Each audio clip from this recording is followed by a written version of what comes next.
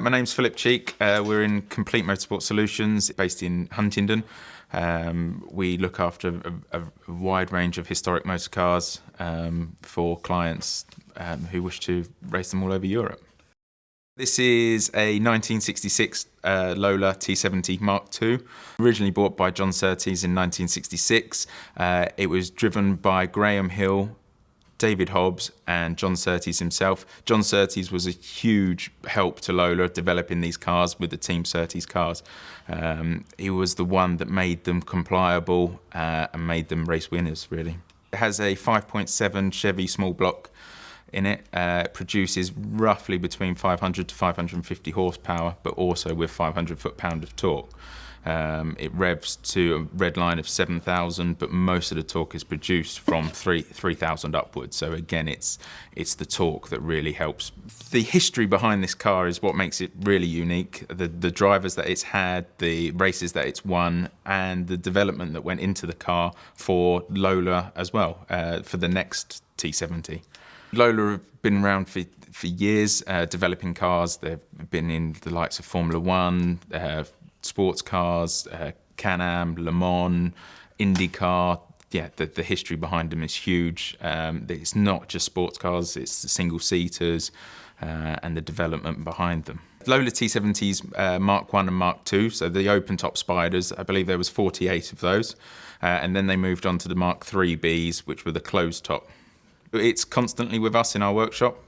We look after it and maintain it. We take it all over the UK for the current customer. It normally runs at races such as Brands Hatch Grand Prix, Silverstone and Goodwood Revival.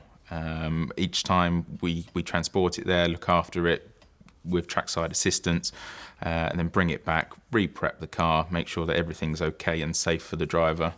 We have a huge passion behind the car. It's not just this car, but any car that we put out on circuit, we are 100% responsible for. We make sure that, we would drive it. We would make sure that everything on that car is correct and make sure that it's as safe as it can be. It's a horrible environment. Motorsport is dangerous. So yeah, we make sure that it's 100% correct. I believe all the cars that we look after, including this one, is for the owners, is something special. It's something that they've grown up seeing in the headlines. It's something that they watched.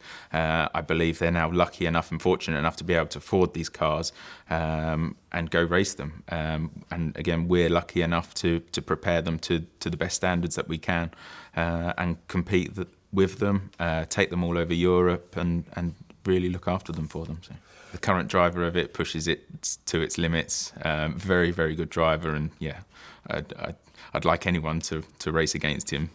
In historic motorsport, in the paddock, the teams all know each other. We all get along well. If anyone needs anything, we're all more than willing to help. It's not as cutthroat as modern motorsport as such, and we all want to see each other do well. So I think the future of these cars will be challenging. I think health and safety will come into it, motorsport regulations and bits and pieces. I think, one day they might just be restricted to demonstrations. It's not something that I'd like to see. I personally like to see them being raced, and if they're looked after properly, there's no reason why they can't race.